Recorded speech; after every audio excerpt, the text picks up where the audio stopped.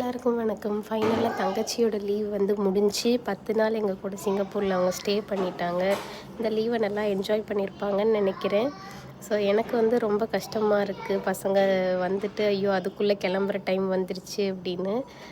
ஓரளவுக்கு சாட்டிஸ்ஃபை பண்ணியிருப்பேன்னு நினைக்கிறேன் ஹாப்பியாக. ஸோ திருப்பி அவங்க ஊருக்கு போகணும், ஸ்கூல்லாம் அட்டென்ட் பண்ணி ஆகணும். ஸோ நல்லா படிச்சுட்டு அடுத்த லீவுக்கு டைம் கிடச்சா வருவாங்க. இந்த இடத்துல நின்று ஃபோட்டோஸ் எல்லாம் எடுத்தோம்.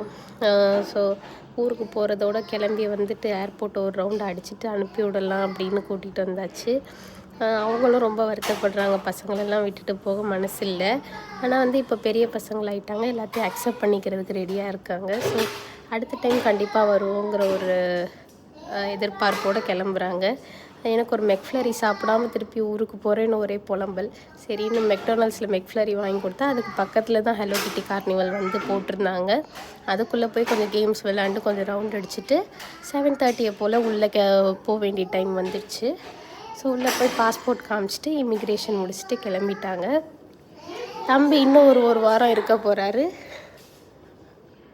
ஸோ அவர் கிளம்பும்போது அவர் எப்படி ஃபீல் பண்ணாருன்னு அடுத்த வீடியோவில் சொல்கிறேன். Bye bye.